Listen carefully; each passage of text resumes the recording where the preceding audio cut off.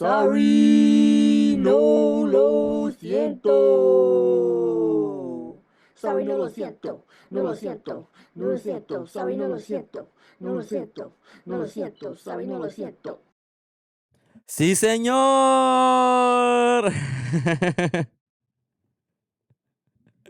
That's my new one, Nicole.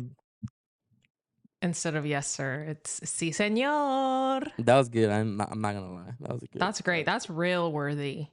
It was though. Oh, I haven't made. Oh, wow. Yeah, you're right. Just saying. I would like my debut. I forgot. Bienvenidos a otro capítulo de Sorry, no lo siento.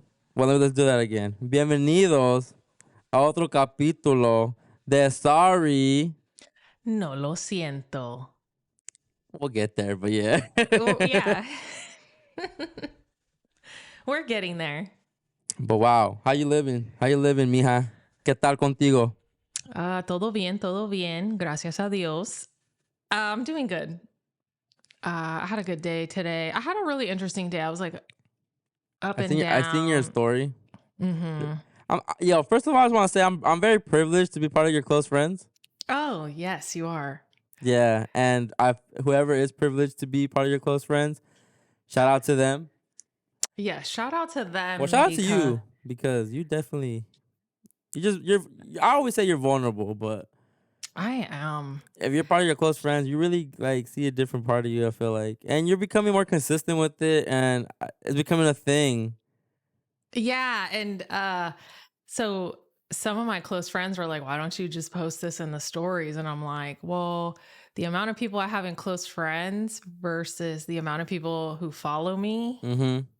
Not saying that everyone's going to see my stories, but I'm just like working my way up on the vulnerability scale. Right, yeah. You know? Mm-hmm. But it's just to share because I think a lot of my clients are in my close friends to just show them that healing isn't linear. I'm in no way perfect. I'm just here literally to walk with you to help you on your journey. And yeah, but she is not your savior. I am not. I'm just kidding. Yeah, I'm not your guru. I don't claim to be any of that Yeah. stuff. And so I had a good day, good work day, productive day. Went and got a facial. Got my skincare on point. I like to do that before every time I schedule that. Mm-hmm. It's before we record, like once a month. Really? So I feel like I'm so relaxed and just feeling good. I wish I felt relaxed. I don't know why. I'm not the person to say I'm tired. I've never been that person that I'm just like, oh, I'm tired. And today I was at work and I was just saying to myself, I'm tired. And I knew that I had to get back from work and do some reels. Mm-hmm. Because the reels ain't gonna make themselves. And you're doing a great job, by the way. I just have to say that. Thank you. But it just like that, and I don't mind it, but and right now I think too, I'm really trying to juggle and it's hard is because my mom's in town and my family's here. Especially this weekend, for his Father's Day weekend, my siblings are here, and we're gonna go celebrate at the cemetery. So I'm like trying to juggle, like doing like just spending all this time in the studio, just editing and doing all the Sorry No Lo Siento stuff, but then also trying to spend time with them because I know it's limited, right? They're not gonna be here, a year or something like that. So, and I feel like when I'm around my mom, I'm in vacation mode a little bit.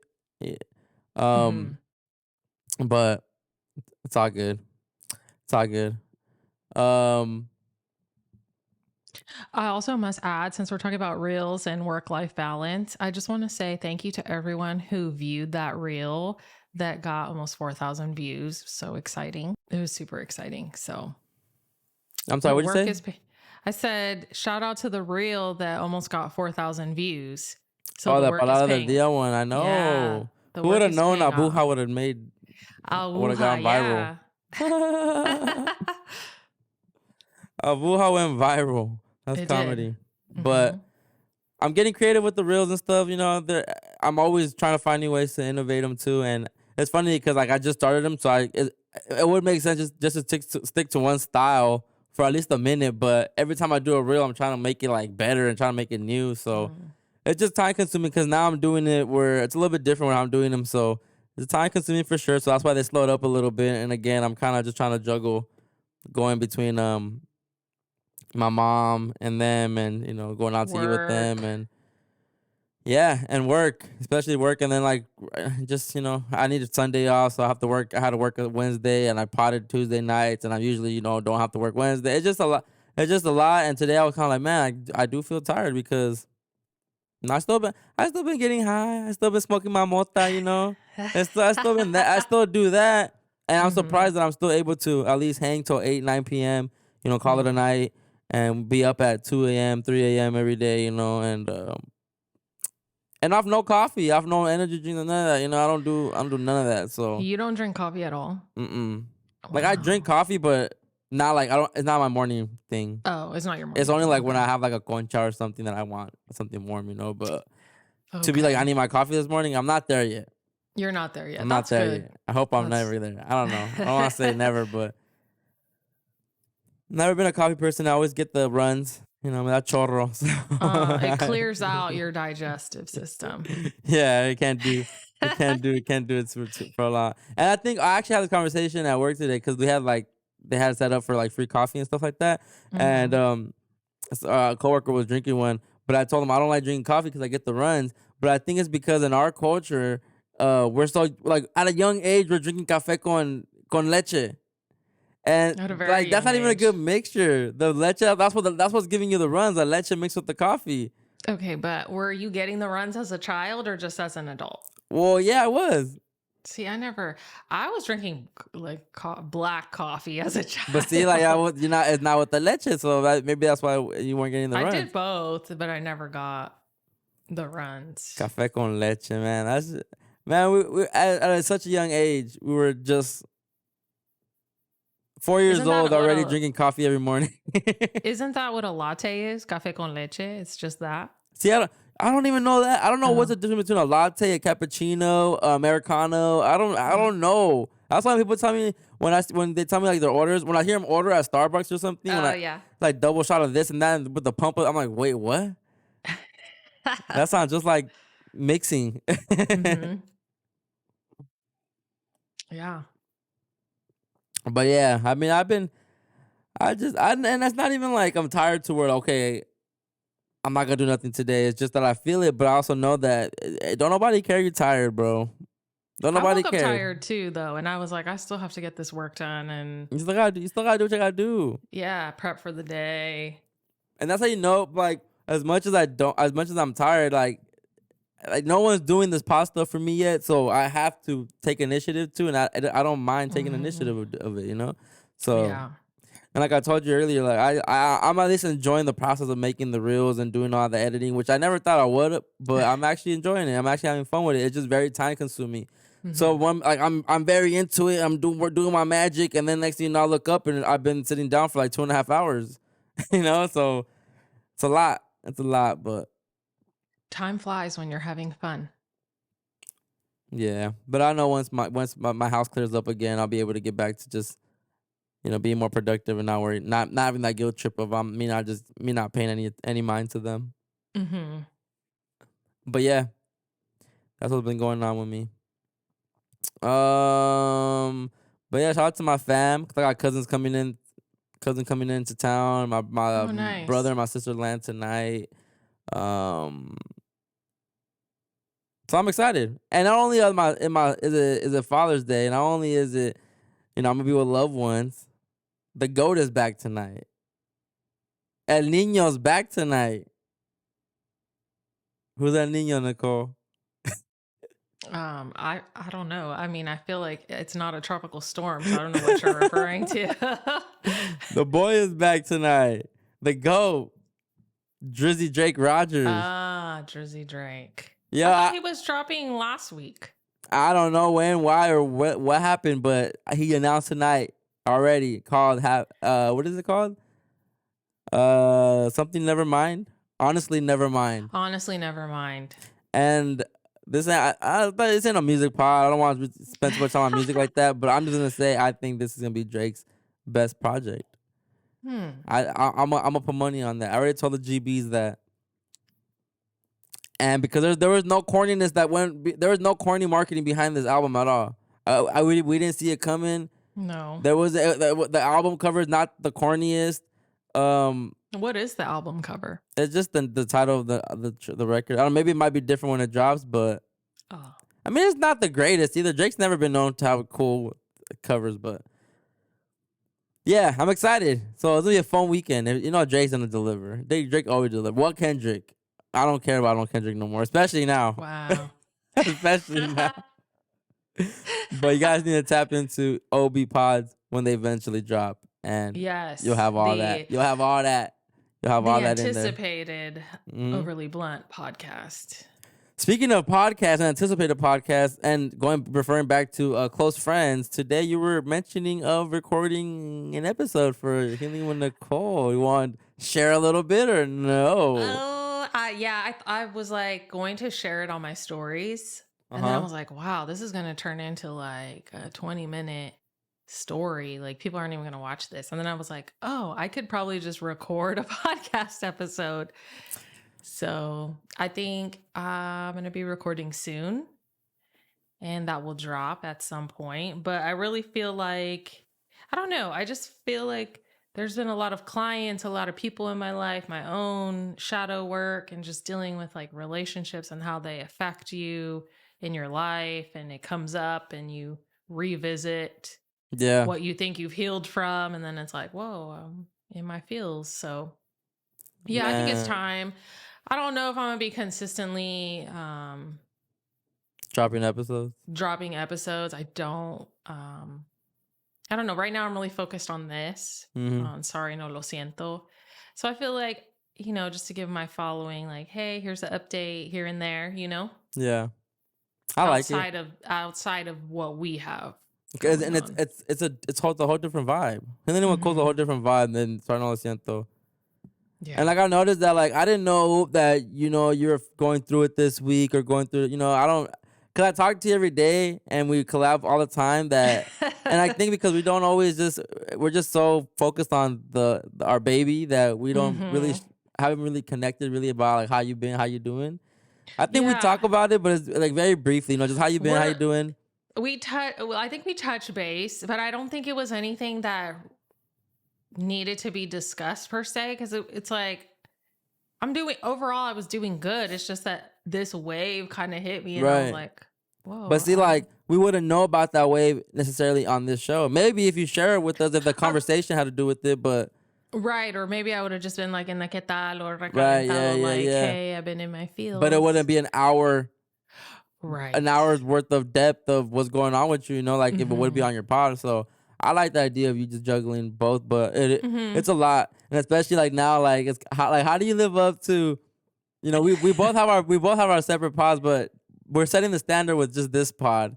So when you start Healing with Nicole, it's gonna be kind of cringy if you can't produce the same type of content and stuff like that, right? So that's why I said that in the stories. I was like, well, I gotta get back to the social media. Yeah. I mean, at least now I'm not going to be recording with my Apple headphones mic. You know what I mean? I actually have a legitimate mic. I have something to record with. I can. Oh yeah, you're already ahead for sure. So I'm up there. But as far as like content, just visual aesthetic. That's all you need. Yeah. So visual aesthetic. I have some ideas. I've been playing with that concept. Once your side of the screen looks fire, we out of here. We out of here. Yeah. We're gonna master the we're gonna master the virtual side of potting and the physical side of potting. Yes. But no, sure. I really like our reels, and I don't care if they're if your camera is not the best, you're off a webcam, but it's the reels still work because I have a video of you. The only thing I wish is if I had a different angle of you. That would be kind of cool. Yeah. Cause I can't do too much just with. That's why sometimes I switch to like both of us because it'll be too long of just you, And I'm thinking like I'm putting myself in consumer mindset where it's. That's why if you notice now too, I just chop everything up and I try to make it move fast because when it stays too long on a frame, I think people just be over it. You know, they need to see the constant movement of frames and different angles because Yes. you know it grabs your eye. It's a whole science to that. There I'm is pretty a sure whole there has to be like video editing theory and social media posting theory. I'm sure. I've been I'd take that listening. course if it was a college course. Social media Yeah. theory, psh, that'd be Social hard. media 101. Huh. Well, guys, bienvenidos. Like I said earlier, this is Starting No Lo Siento. I'm Chris X Matt. She's healing with Nicole.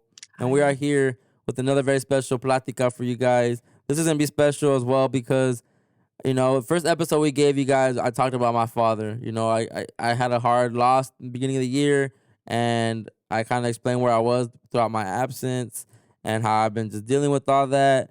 And fast forward, a month later, a few episodes later, it happens to be Father's Day. We also gave you guys the Mother's Day episode. La Platica the Mother's Day is out, and you guys can go peep that. My mom was a guest on that show, on that Great episode. It was my favorite episode. And I mean, I just say that right now, but every episode, let me not say too much. But for the most part, like, they're going to continue to get better. The flow's going to continue to get better. And then now, hopefully, with Joe on board and his team on board, then we're able to just Yes. like not have to put a stop to us. Well, the consistency, I mean, of the episodes, right? Most definitely. So this episode, this Platica is about Father's Day, and man, do I miss my dad so much. And I haven't talked about him. I don't bring it up to people as much anymore. Like it's crazy because my landscaper the other day, I guess my mom was in town. She was talking to him, and he didn't know. My mom told him that my dad had passed, and he was like, he didn't know. And he was all surprised because like, oh, he didn't tell me. How come he didn't tell me? And I'm just not that person that's like, Right. hey, did you know my dad died? Like, Hey, by the way.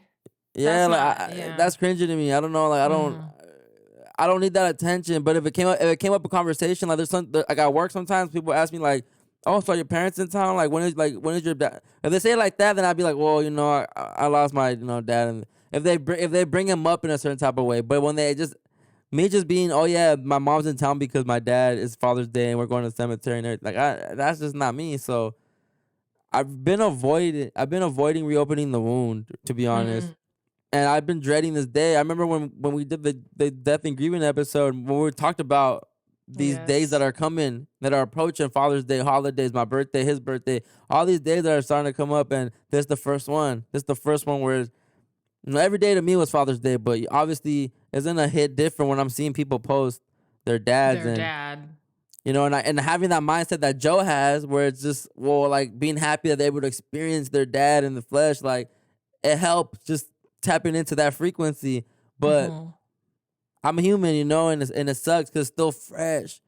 There's still a lot of people, like, I don't like comparing myself, but man, it's only been 5 months and it seems already like a year that this happened. And I started envisioning myself just being down for 5 years. I mean, 5 months already. And like, imagine if I was just negative and ugly for the last 5 months. Like, just the thought of that, it scares me and I don't like it. So stay busy. And I've been distracting myself. And I think this day is gonna make me not be. I can't distract myself on Father's Day. I think it's just something you have to face. It's Yeah, it is. just But it's a little obstacle. It's an obstacle. It's the first Father's Day that I don't. The first Father's Day like celebration, like holiday that I don't have a father in. I don't feel like I'm included anymore. And it's weird. It's weird. It's weird. Not saying that I don't have a dad anymore. Like, I mean, I'm always gonna celebrate my dad, so I'm not saying it like just because he's not here, I don't have a dad. No, it's just texting him, sending him heartfelt messages on Father's Day. Because obviously, like I should celebrate him every day, but at the same time, my dad, he knows it's Father's Day too, so he wants that love on Father's Day, and why not show him the love on Father's Day? So.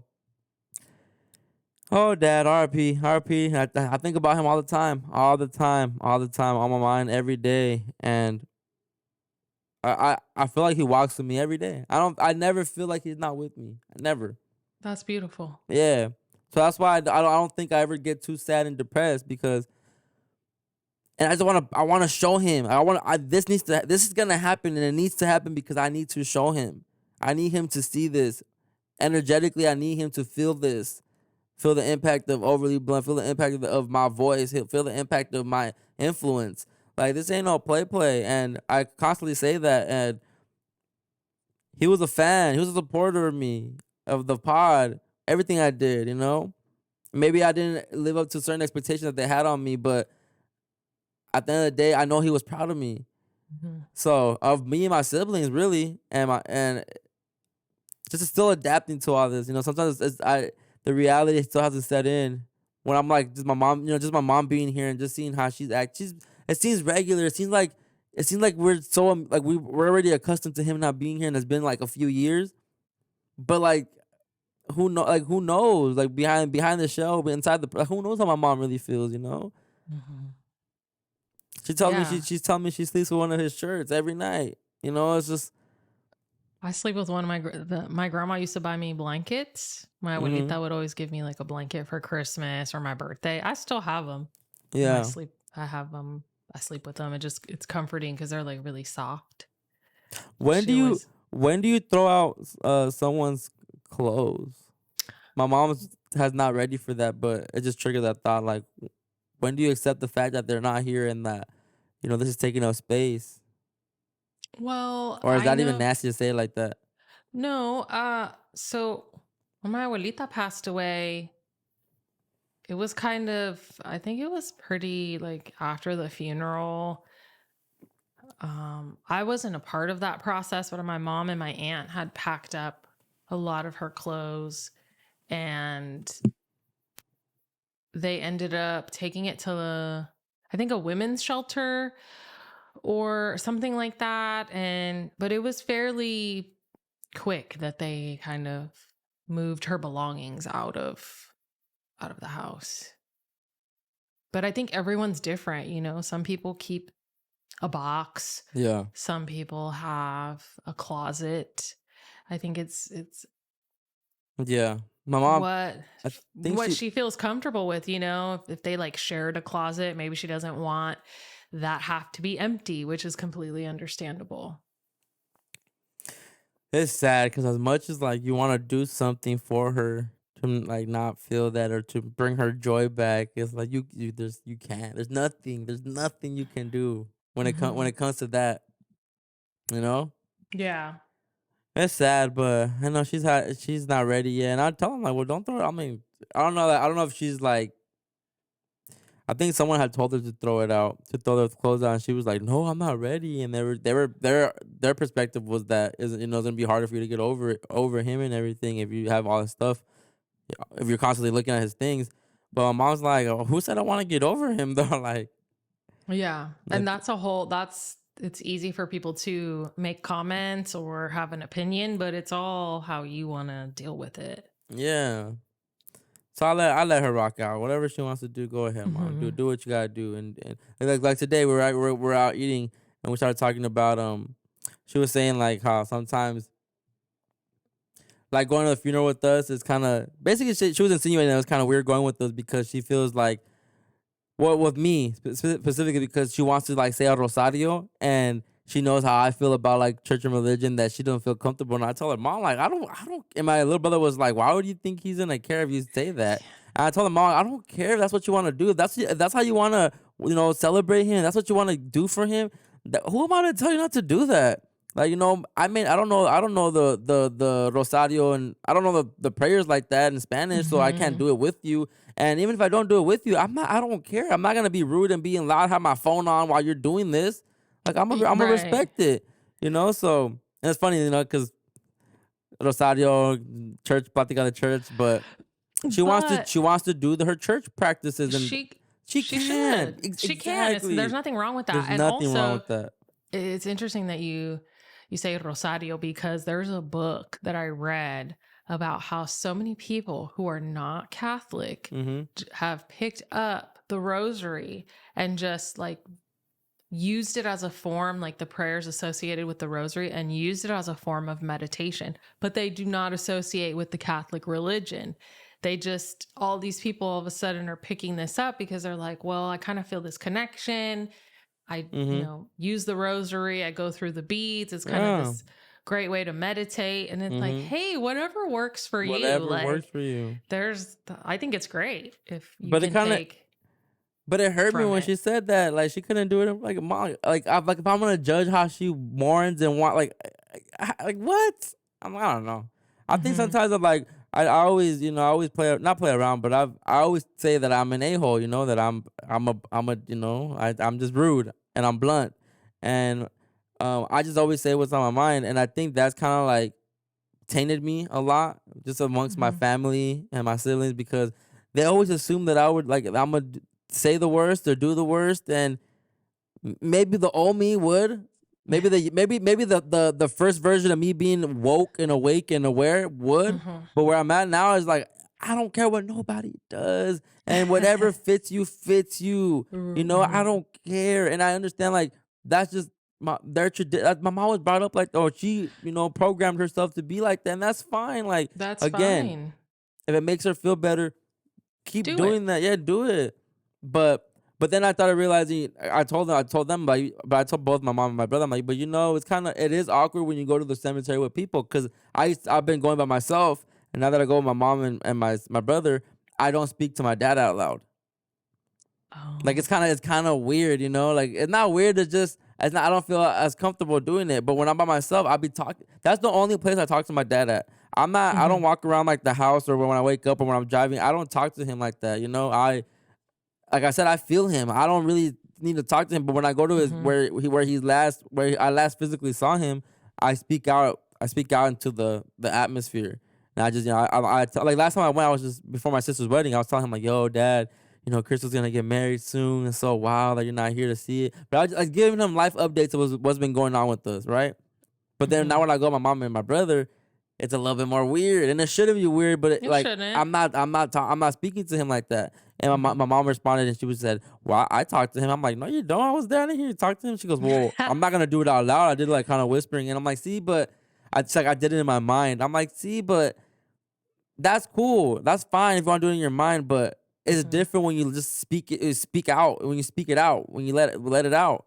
And that's the only place that I communicate with him like that, like, verbally. Other than that, I just feel him, and I know he's with me, and I don't have to ask him, like, Dad, should I do this? I know he's influencing a lot of my great decisions, and putting that battery. I know that's him. So I'm never wondering if he's not with me, if he's watching, or I'm never not, like, wondering if he's not. But it's just something like this came up. But Yeah. I'm like, Mom, do your rosario, do whatever you want to do. But I'm so happy that we're gonna be there. Well, actually, no, this is already Father's Day's already passed after this, and we were there. We're there as a family. My cousins, my uncles, my tia, my grandma's gonna be here with us, so it should be nice. It should be nice. That's good. And hopefully, not hopefully, I know he will feel that presence. But yeah, La Plática de Father's Day. But before we get into Father's Day, we're going to let this rock out a little bit. Vibe out. This smoke a joint type music. What do they call him? Un gallito. Un gallito. Un gallito, that's what they call him. Un churrito. Sí, señor. Bienvenido.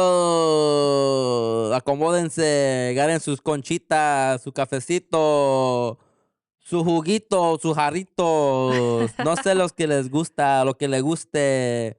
Su fruta con chile y limón, sus papitas, no sé, lo que quieran, lo que quieran. Pero acomódense. If you're listening to this in the car, on the way to work, if you're working out right now, if you're running, if you're watching on YouTube, thank you so much. We appreciate you. Thank you. Keep sharing the reels. Keep sharing the episodes. Keep telling your friends about it. Keep telling everyone about it. Shout out to Adriana for recommending us. I appreciate you. Shout out to her. Thank you. Ay, mi viejo querido.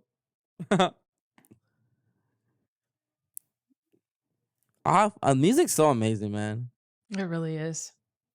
Like the way you can capture just the emotion, right, on audio through sound and vibration, huh? And how it pulls at your heartstrings. We definitely gonna have La Platica the music We have to. because that was a thing too. The music our parents played and our the party music, the fiesta music. You know, there's Christmas music is different. Feliz Navidad is different. Like it's so much things is It's different for so us. different. Like, this song's like from the 70s, 80s. It's been recreated by like Vicente Fernandez. It's been recreated by a bunch of. That's the thing with Spanish music. Everyone does like their own covers of it. There's always a remake of some sort. But we Which use this is song on my cool. dad's We use this song on my dad's on his I did a slideshow for the viewing, and I played this song on there. That man doing the reel for my dad was so hard. It was such a hard task to do, and just seeing the concept is sick in itself, right? And I say this very jokingly, but it's sick in itself because you're syncing up pictures with sad music after your dad just died. That's tough. Like you're consciously syncing it up with like you're picking sad songs on purpose and songs that are gonna make you cry on purpose to put on pictures. Yeah. And then you take that video and play it at the viewing and make others cry. Like it's a sick concept, right? It's sick. It's a lot. It's a lot. It's sick, but I say it jokingly because it's perspective again. I always look at it for both sides because at the same time it's like people are crying because you were loved and they it's sad that you're not here anymore in the physical. You know, you made that much of an impact on people that they felt you through that video. They felt the emotion and the memories. The memories, man. Oh man, so many memories. What was your favorite? We can jump around. We can do the Recalentado in a little bit. But what's your favorite Father's Day memory? So this is really funny. I think I was in either junior high or high school, and there was this little shop. There was like a shopping center by my high school. And there was this little shop, super small shop, and it had like little gifts, like balloons. Yeah. You could get just little stuff, little gift stuff. And so I went in there after school I think it was like a minimum day or something. Mm-hmm. Yeah, because it was like the end of the school year. And I walked in there and I saw this little container, and it had a little gumball. Mm-hmm. And then it was like a little, like the lady, she made things. So it was a gumball, and then she made like a little body out of the gumball. Yeah. And then like a little face out of like frosting and little hair. Like, so he was like like white, like he was wearing a tuxedo, but then he had this little brown face and like black hair. And I was like, oh, that's like my dad. And so it came in this cute little like clear acrylic box. Mm-hmm. And I gave him that. And true story, he still has it. It's in the fridge. What the? I'll have to take a picture of it. And He kept it, huh? He kept it. And it's every time, like they bought a new fridge and he just moved it, and there it is. It's preserved because it's candy. Yeah. So he still has it. Wow. Yeah. Wow. Wow. It's really cute. I was like, man, I should take a picture of it and share it because yeah, he still has it. Man, I don't have any. I said this on the Mother's Day episode. I'm not much of a giver, and my mom confirmed it right when she got on the phone. She said, what she say? She bailed me out. So she goes, the best gift you could have gave me was being born or being born. Yeah. So I'm like, hey. But, every day is a gift with you. Yeah. So my dad, I don't have anything crazy that I ever did for him like that. But favorite memories of my dad though. I do have favorite memories because my dad, I never got to beat him in basketball, but that was our thing. We would always play basketball, and that was one of our favorite things to do. and he used to be my coach too in basketball. A lot of my little league Nice. teams, he would always be my me and my siblings' coach. He was just that dad, but memories that I never got to beat him. Never. And even when I got older and I got taller and like 15, 16, he was always my dad was so nice with the jumper. He had such a nice jumper. So even though he got started getting a little bit bigger, he didn't have that same type of mobility and trying to run it quicker. He would just wet it, and he was he was more heavier than me as far as not fatter, but he was just more Solid. solid. There you go. He was more solid, so he was able to just box me out and everything. And I got close a few times. We always played a 21, and I would always get to like win by 2 type of thing. So we would keep going back and forth until he hit that wet shot from outside, and that's one of my favorite memories with him. And obviously, just like kind of sad with my tíos next door, because my cousins and them we grew up very close, and he's close with his brother, so we're right next door to each other. We always have kind of salads on Father's Day, so. But like actual gift that I got him, like man, what did I get him? I never got him anything. I think. Give him a card or anything. Would you give him cards for Father's Day? No, I would just send him like a text, like a long paragraph text. Yeah. Yeah, I just been very privileged to where my parents never needed anything, so I never felt guilty not getting him anything. And that sounds so ugly to say, but I'm just being honest. It's the thought that counts. But there's no thought. That's the thing. I'm not thinking about, I should get him this. My brother, on the other hand, he's very, like, on top of that. He'll go all out of them. And if he doesn't get him anything, he's always cashing them out. My brother's always like, here's $500. I'm like, damn, why make me look bad, bro? I don't do that. No, my brother's different. He's just that Cancer energy, very kind and loving. Yeah. But real quick before we get into the Platica of Father's Day, since we already did, I wanted to do Recalentado because I wanted to heat up. Yes, the last episode you had said this part, right? And I had to get up to fix something, so I wasn't really paying attention. I had told you just to talk. So when I was editing the video and I'm listening back to what you said, you were saying you said something along the lines of that, you were showing up more for yourself instead of others. Mm-hmm. Can you expand on that? Like why do you feel like now isn't time to show up for yourself more than others? What made you make that realization? I just feel like I always worry about other people and what they're doing or what's going on. And aside people from like online people or people like in your family? No. Like in my family and life. Okay. I feel like I'm always like in my mind, like maybe not anymore like involved, but there's always like in the back of my mind, there's something. And I feel like I've really kind of just let that go. Like everyone's living their own life. It's like I'm wasting all this brain energy and thought process on what could be and what other people are doing. And it's finally like, okay, I need to do this for myself. I'm showing up for myself. What can I do for the podcast? What can I do to improve my business? So now I'm pouring into my own cup. And I think I was just always trying to help, always just put myself out there. Like, let me help. And it's like, I need to help myself. I see that though. I've noticed that on social media that you're definitely showing up more for you're definitely like you're creating more things for you now.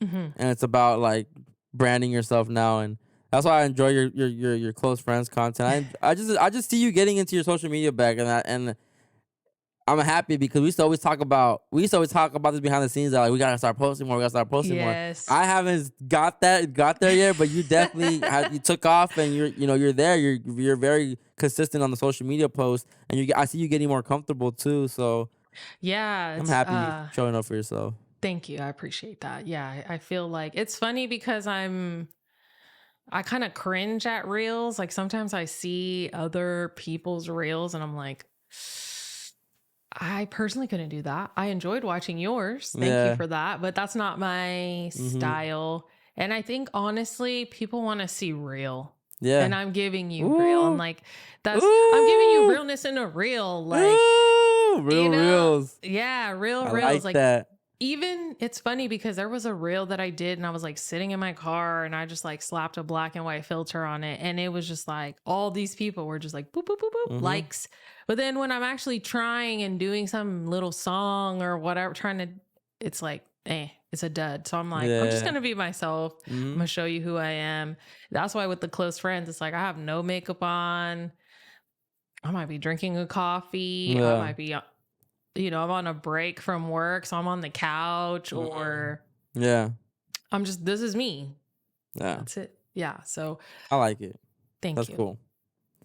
Yeah, I heard you say it. I'm like, I didn't catch that. Let me ask her. Let me ask more about it. Okay, I want to heat up this as well because we didn't we talked about church, right?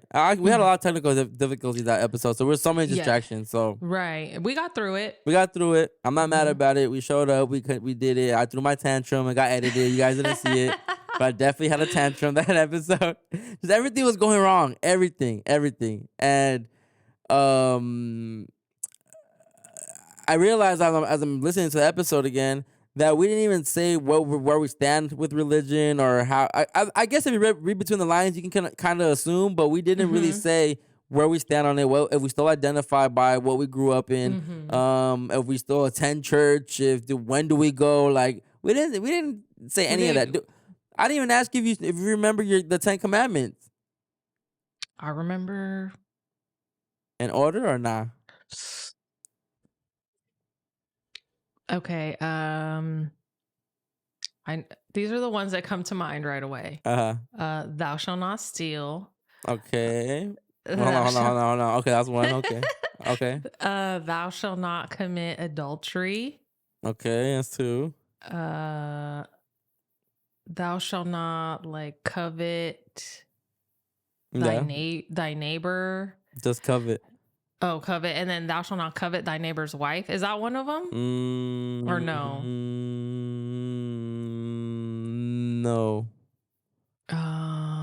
Unless this picture's wrong, but that's not on there. It just says just says you shall not covet. Which, I guess that would imply not your neighbor's wife, right? Because that's still coveting if you are.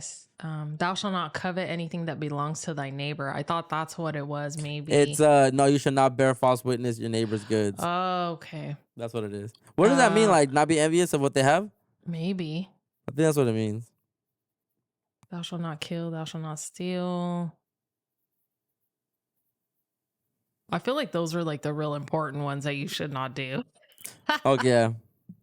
I don't remember though. It's been so long. All right, can you pull up that link on your end or no? Let me see. Because I wanna try it. I know I just saw him, but I'm gonna try it. Okay. I'm gonna try it. Let's try it. We're testing you here. No order. No order. Oh, okay. I totally forgot those. Okay. Okay. Well, you should not covet. You should not bear false witness to your neighbor's goods. You should not commit murder. Correct. You should not steal. Don't use God's name in vain. Yeah, I should have known that because I'm always telling people that. Yeah, I never say oh my God. Nunca do I say oh my God. Oh my gosh. Or when people say God, I swear to God. The D word. When they say G. I always call that GD when people say when they're they hit themselves, they go God. Oh yeah. God damn. Oh yeah. See, skirt. Yeah, and then what's the even I swear to God. I hate when people say I swear to God. Let me see. Respect, honor your mother and father. Yeah. No false idols. You shall not make idols. Oh, okay. People should follow that. Kendrick said, "No one's your savior." Correct. What's the next? How many do I have? 6. No wait, I think. Do you have more? No wait, let me see. You have 1, 2, 3, 4, 5. You should not. 6. Oh wait, you have. Oh, you need 2 more. Sorry, I was just getting too excited. You have 2 more. So you should only believe in one God. Mm-hmm. Yeah. Mm-hmm. Do not kill, steal, cheat, adultery. I don't know. It's not. I don't know why it's not on here. What I miss? Remember the Sabbath. Yeah, day. that one. I was. Good job. You did better than I did. Well, I kind of looked at it too, so I kind of had a little. Well, We should start doing a little segment where we like do some type of game. we should. It's fun. Yeah. I'm down. That definitely get that worked was into fun. an outline Yeah. soon for sure. Okay. Okay. We can hit this up as well because you had a homie that reached out to you. Yes, my friend And Joe. That's funny. I'll let you explain. Say it. So I had shared the podcast with a friend of mine, Joe. I used to work with him at a previous job, and he was like, "Oh yeah, I'm excited to listen." And so later in the day, he gets back to me and he says, "They do single serve shots for communion now. I drove by and they were serving them outside."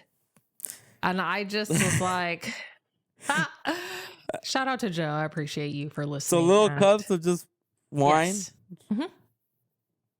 Right. It's like, wow. Is that, I mean, at first I was doing the most because I was like, should people be taking shots of wine and then like driving away? But it's just wine. So it's not like it's liquor. That is hilarious. Yeah.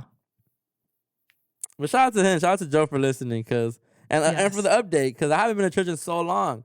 And that's something else we didn't even mention. Like, when was the last time you attended church, Nicole? I did say I went to. I didn't count though, because I said it was my dad's like funeral service thing. We were just like in a chapel type of thing, but it wasn't a Catholic church. The last time I went to a physical church building was 2018. Yeah, same. When my grandma passed away, that's the last time I set foot in a church. In a church? And vibes you got being there. When was the last time before that? So the last time. And then what were the vibes that were different? Prior to that is when she was ill and I was trying to reconnect. And actually, after she died, I was having a really bad day. No one knows this. Super bad day.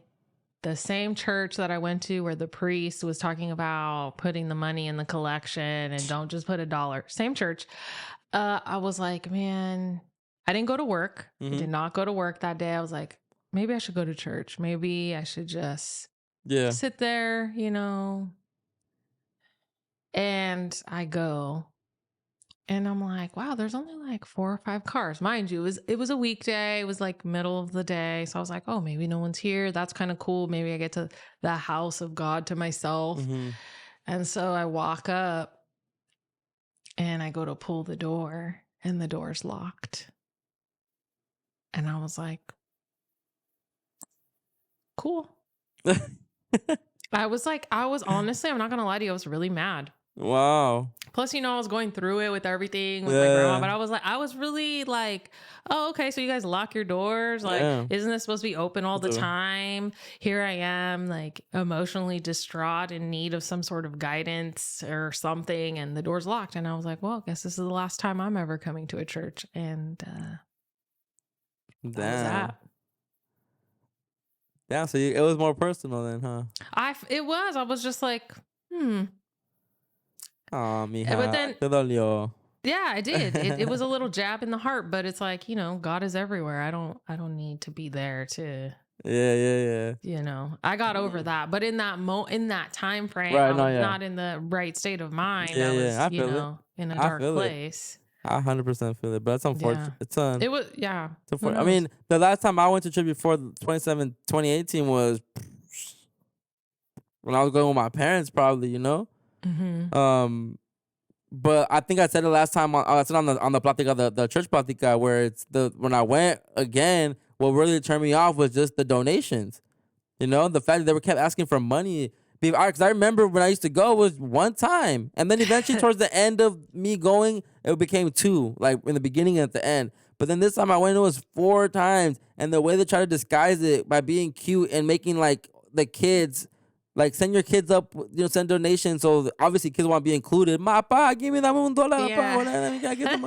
And they go and they put the dollar in the basket. So it's smart. It's smart tactics. But I just saw like, oh, y'all ain't slick. I see it. And it just threw me off. I didn't like that. I didn't like that. And the fact that I'm at a Spanish mass. This is not to be racist, I'm not trying to be none of that prejudice, nothing like that. But I'm in a Spanish mass and you have this Vietnamese priest talking in Spanish and thick accent. What, like, I just can't. Does that, I noticed that. Does that bother you? Like, would you prefer to see, because at that church that I was going to years ago, they had a gentleman, he was Caucasian, and he was offering the mass in Spanish, but it was like,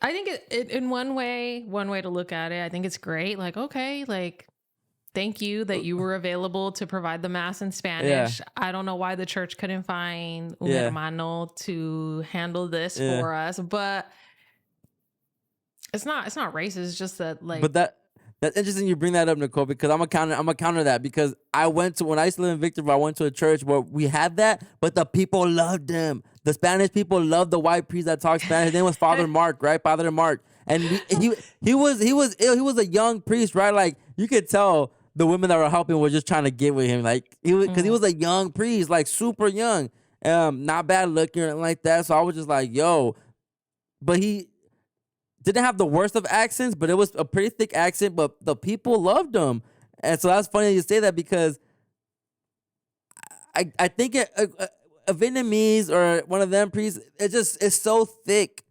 And it's so hard to understand them. And I think with someone that's, I guess, American that can talk Spanish, it's a different type of thick accent, It's a more, I don't even know how to explain it, but I didn't like that. Because there's a lot of times felt more of a disconnect with that. And then it just proves the point that people only go to church just to go to church and for an ego boost, or just to feel good, for whatever reason. Because if you're going to listen to the Palabra del Día, or the what the scripture is of the day, and then you can't understand what the priest is saying, but you still continue to go every week, is because you're there just to say you went to did your church this week. Check mark. That's it. That was enough heat overs. Leftovers, I mean. All right. Well, this is La Platica, the Father's Day. So shout out to all the fathers. Yes. Todos los padres allá. Feliz Dia del Padre. You guys deserve your day. You're just as important as mothers. You're just 100%. As important as mothers. And I'm so blessed to be able to have, my dad growing up. He gave me 20 years of wisdom, morals, perspective. And I'm just glad I got 28 years of that, because I don't know the type of person I would be if it was just moms that was raising me, I don't know. But if you have your father in your life, you're very blessed. You're very, and if you have a great relationship with them, because a lot of people have parents in their lives and just don't have the best of relationships with them, or are close with them. And I don't know, that's not for me to be like, you should. I don't know what's going on, your family business. I don't know what's going on. So I can't say, well, you should.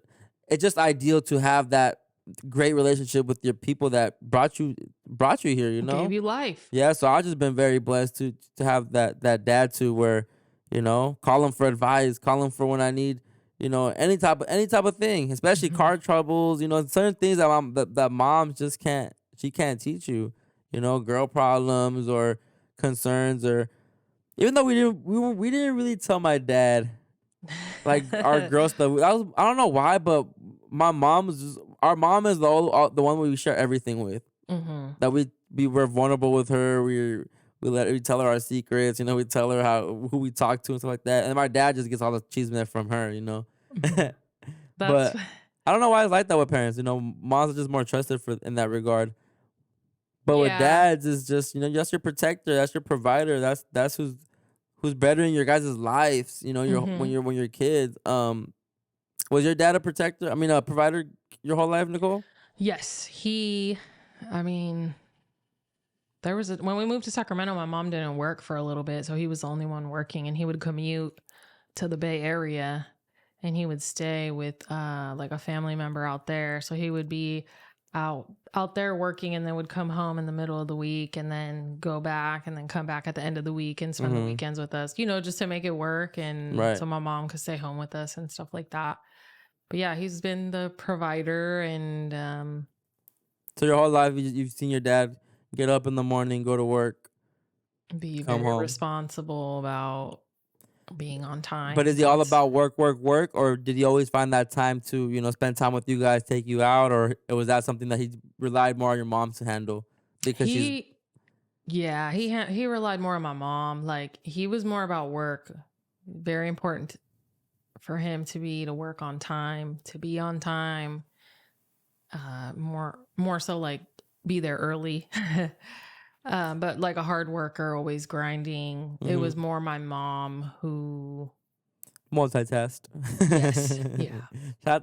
That's what women just are very great at that, because my dad was the same way, where he was just, it was all about his work, always about, I have to finish this on time, I have to do this, I have to do that, so busy. And then sometimes he would stress out and like, kind of go out, like take it out on my mom a little bit, just because he's frustrated. My mom would be like, yo, I go to work too, I still handle stuff at home, I still cook, I do everything. Like, I'm not just focused on work only. Like, I mean, and my mom never tripped that he was like, that was him, because he was the breadwinner. He was the one that was, that provided what he provided for us. But, it's just very narrow-minded as men. We're just very like, we see one thing and we just want to attack it. I feel like that right now, just doing this pod stuff, all this stuff. Like right now, like nothing else really matters. Like, I don't care about the outside world. Like, I'm just so focused on podding, producing content.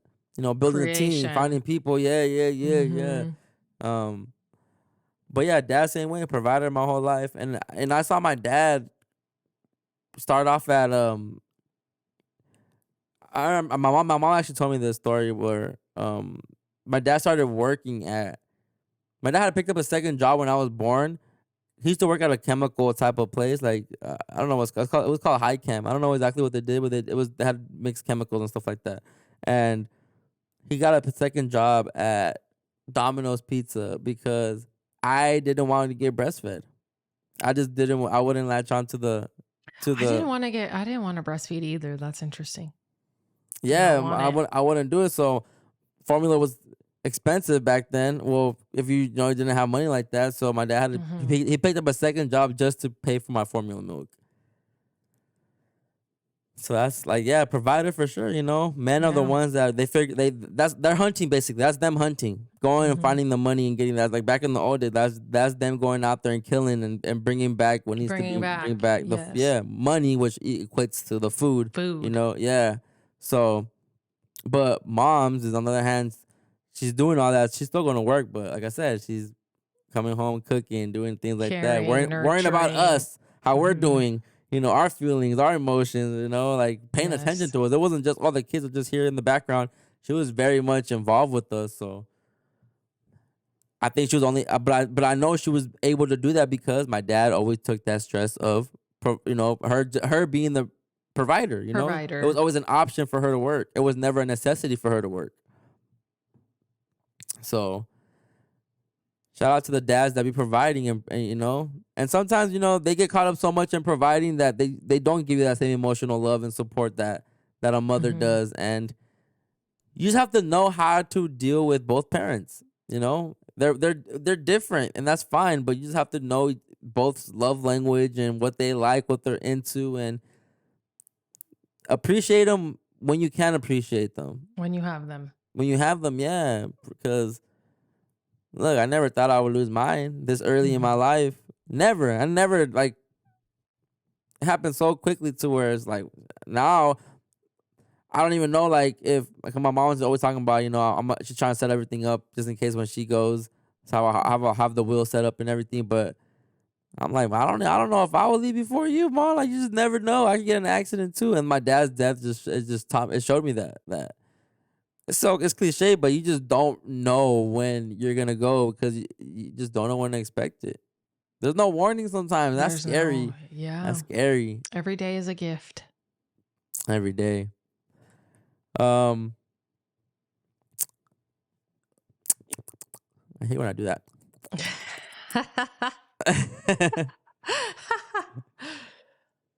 Okay. All right, hold on. Let's let me play some music, right? We'll get into this Platica right now.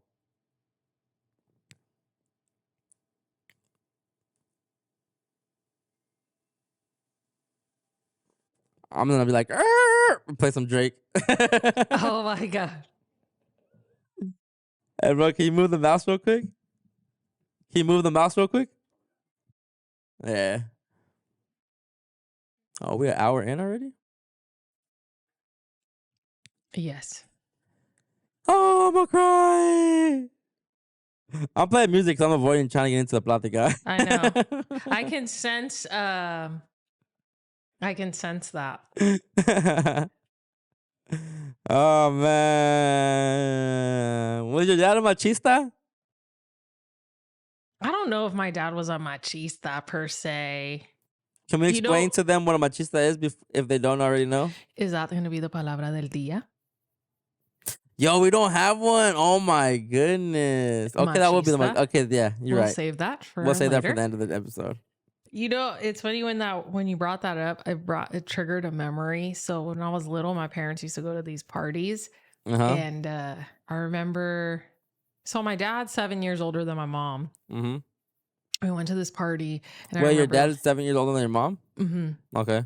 And so, you know, like, she's younger, and I remember being at this party, and like all the kids are running around, you know, they're having like the carne asada, and like Mhm. everyone's drinking. And I remember this older, like, family friend or something, I will not name. He tried to like grab my mom like some type of way and like dance with her all like. And I remember seeing my dad, and my dad and I are like the same size. So if I shop for my dad, I just kind of try it on because we're Yeah. the same size. And so I remember seeing my dad get so hot, and I was like, whoa, like, is my dad gonna fight? He was a jealous man then, huh?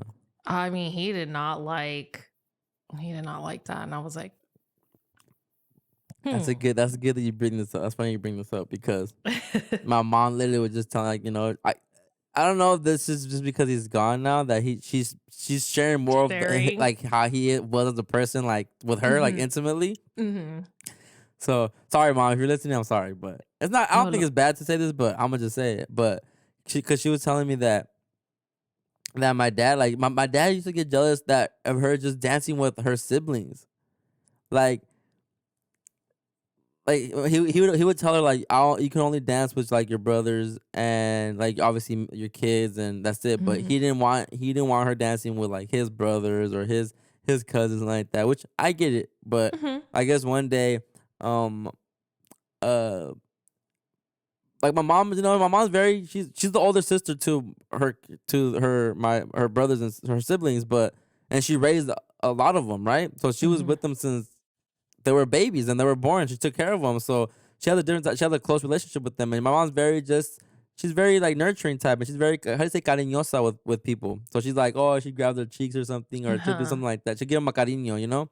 Mhm. And I guess one time, like her older brother, uh, my uncle, he was here in the house, and he had something in his hair. My mom kind of like just grabbed his hair and was like, "Oh, like you have something in your hair, blah blah blah." And I guess later on that day, my dad told my mom like, "I don't know why, but I'm mad that you touched his hair the way you did it." And my mom was like, "But like I'm not even." It's nothing, but But he was a very jealous type, and my sister has those characteristics. tendencies. Yeah, Mhm. she has those tendencies of him, like very similar way of thinking and acting and the character, you know, very similar character. And I'm just like, I think that's OD though, but I don't know if that has to do with being a machista or not. But is No, it? I don't. We can go more into machista in our palabra del día, but I don't. I guess yeah, it is. I would say what's the definition later, but right now I'm reading it, and that would be a form of being machista. I think it's, you know, they don't want another man, you know, touching on their woman, looking at their woman. She's mine. But see, I don't like that because you looked at her at one point. Like I don't like when men get with women and they don't expect them to cover up and they don't want. To me, I get turned on by the fact that I'm walking into a room and everyone looking at my girl and they want her, and knowing damn well she's with me and she's not gonna give you the time of day, but you can look. I get turned on by that. See, but not everyone is I that know. comfortable. I think there's know. also a confidence aspect to that as well. You know what I mean? Like, oh, I don't want people. That's a whole different topic, but I could say like just from like dating and things like that. It's like, I don't want other people looking at you, but it's like, clearly you don't want other people looking at me because you're insecure and you think they're gonna take your girl. There you go. They're gonna take you. Or Lil Wayne and Drake say, I'm gonna take your girl. Nah, that's what it is. It's insecurity, but if you really trust your girl and you know and you can tell when your girl is really about you. You can sense when your girl is all for you, all about you. You know, that's why I really like those women at work. There's some women I work with that I like when they're rude to the men, because that means you respect your husband. I don't like friendly, flirty women, you know? Or like women that are like, oh, you're my work husband. Red flag. No. Red flag. Those are fun though. Like if you're about that life, those are the fun coworkers. But no, you can't. I'm not gonna. It's not for me. Don't leave your mans because I'm not taking you. That's all I'm saying. I'm not taking you. You know, no, don't. Because if you're doing that to him, like, what are you gonna do to me? No. But that's why I get turned on when like the women are not too friendly and you can tell like I don't need your help. I'll do it myself. I don't like when women at work are trying to be like, can you do it for me? Or they try to flirt with you so you can do something for them. That don't fly with me. I ain't nobody's little puppy. But women don't like that. But there's some men that would happily do it gladly. And they're the ones that, you know, they'll get the attention for a little bit, but a woman's always gonna pick the a-hole. Being an a-hole is machista, though. What happened? A plática de machismoism or machista, whatever it's called. Yeah, machismo. Yeah, that's gonna be a plática for sure. Really, really good. But chat. my dad definitely. I think all alpha men have those type of tendencies. You don't think so? Nah. I don't know. I'm trying to think back in life and. Maybe. I mean, things have changed though. I think in our culture is one thing. I can't really speak for other people, but it's like, this is my woman. She's mine. Don't touch her. Don't look at her. Yeah. It's different. Yeah. I want you at home. I don't want you out, but I can go out. I don't. Men want to have just that whole trophy wife concept is wild to me though. Like just having someone sit home and stay pretty, like the nerve of that type of like just the nerve of you to request that of someone or require that of someone. Like, but some people like that, and some women happily do it. As long as you're taken care of, right? Yeah. I don't know. But okay, referring back to Dia de los Padres, why does this Mother's Day have a English American date and a Spanish and a Mexican or whatever date, and other place has their different Mother's Day dates, but Father's Day universally is just June 19th? I have no idea. Or that same day. There's no 2 days. That's how much the society don't care about dads. It's unfortunate because dads are a contributing factor to the family unit, and you know they don't go all out. Look, right? I work at a store a big store, a corporation, right? When it's Mother's Day, they go all out with the flowers. They go out like they everything comes out. Everything comes out. It's Father's Day, right? So I do merchandising in the morning. So I'm fixing the floor. I'm putting stuff out and stuff like that. You know what they put out for Father's Day? Sunglasses. They put out hard drives, computer monitors, game cards, foot thongs. Flip flops. Don't they do electronics like socks? Like that's what they put out for dads. Exactly, electronics and stuff like that, like golf stuff. Like, well, that makes sense a Golf little. That makes stuff. sense a little bit, but with moms, is like we take them out to eat. We try to get him like a trip. We try to buy him a purse. We go all out. But with dads, it's like here's some socks, some undershirts. You know, Mm-hmm. it's so undervalued. It's so undervalued. I don't like that. Cause we celebrated my dad. Presents or not, Father's Day or not, my dad knew that we loved him and we That he was rocked with him. appreciated. What? What? Cause my dad never had. I mean, he was a provider, like we talked about earlier. But that comes with perks, right? Being a provider and you doing that, like it's not required. He wasn't never asking us, when I get home, I need food and this and this. But because of him being a amazing person, on top of him being a provider. My mom will willingly do everything for him, you know? My dad never had to lift a finger, not because he didn't. My mom said, because he made my mom do everything. It's because my mom was like, he deserves to not do anything. Like, he brings in everything. Like, my dad was a civil engineer, so mentally, there's a lot of mental stress. If a building ever fell down, that would be on him. Like, it'll be his calculation. He can go to jail if he ever did calculations wrong, right? Like it got that deep to where sometimes he wouldn't sleep well because he was struggling thinking about different ways of how to create the calculations for the concrete panel so they can sustain the building. It's a lot. Like, my dad was he was smart. Definitely a 7LP for sure. Very, very smart. It's interesting you say that because my dad actually likes to clean. He's a very clean person. So my dad was super clean. He would sometimes be like, I'm going to do this and my dad was help super. my mom. My dad was the type that he put the shoes have to match when he places them down. They have to face the same way. My dad was that type of same behavior. Yeah, the drawers, everything set up a certain way. Yeah. The wallet always has to go in the same spot. Same spot, yes. Keys, same spot. Very clean. My dad never did oil changes because he don't like getting dirty. He was always about, I'm taking my car. Yes. Especially when he got money and when he became an engineer, he was like, I'm not doing this no more.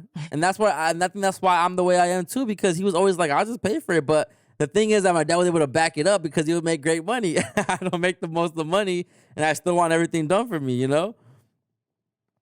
Oh man, parents they really set you in your way sometimes, huh? They really do. They pave the way. Oh man. What do you admire the most about your father?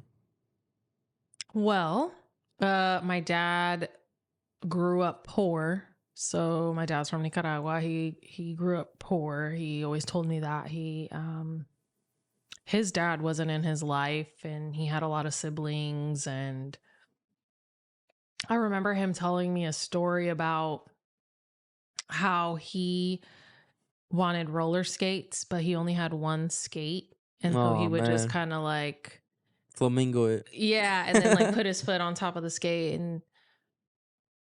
and just, he even though he was poor, didn't have a lot of money at all, he managed to become a doctor in Nicaragua. That's big. He beat the odds. Yeah. And it's unfortunate that he had to leave Nicaragua due to war, and that's a whole nother topic, and then have to come here and completely, start over. And that's a humbling experience and also a very frustrating experience. So I admire that he, even though he beat the odds, more than once, he's beat the odds, and he's a very smart person. I consult him on a lot of things. Yeah. Logical. Logical, yeah. Sometimes it's funny because my mom will be like, "Soy igualita tu papa," like just like the way we think or how we connect things. I admire his intelligence. He's great at math. Same, my mind, yeah. Great at science. Just he's just smart. I admire his brain.